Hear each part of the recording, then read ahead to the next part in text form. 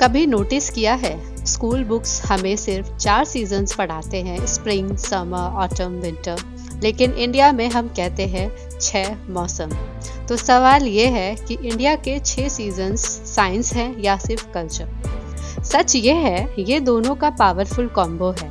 India एक tropical country है जहाँ लैंड और ओशियन का बैलेंस बिल्कुल यूनिक है। यहाँ गर्मियों में ज़मीन बहुत ज़्यादा गर्म हो जाती है और जैसे ही ये होता है हवा अपनी डायरेक्शन बदल लेती है। इसी को कहते हैं सीजनल विंड रिवर्सल।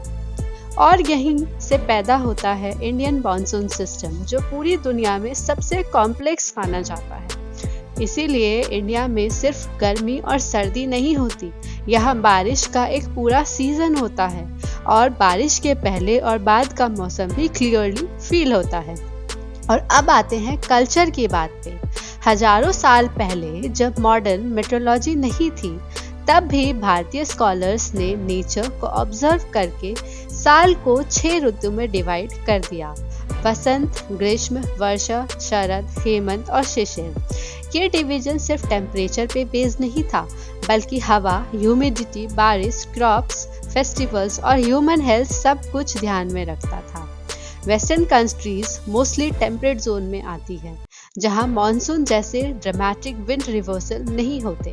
वहां सीजन ज़्यादातर सनलाइट और टेम्परेचर चेंज से डिफाइन होते हैं, इसीलिए वहां 4 सीजन का कॉन्सेप्ट काफ़ी होता है। तो कंक्लूजन सिंपल है, इंडिया के 6 सीजन कोई मिथ नहीं है, कोई सिर्फ पोएटिक आइडिया भी नहीं, ये प्योर साइंस है। बस कल्चर ने उन्हें नाम और स्ट्रक्चर दिया। इसीलिए जब कोई पूछे इंडिया में 6 सीजन्स क्यों होते हैं, तो जवाब ये है, क्योंकि इंडिया का क्लाइमेट भी स्पेशल है और इंडिया के नेचर को समझने का तरीका भी।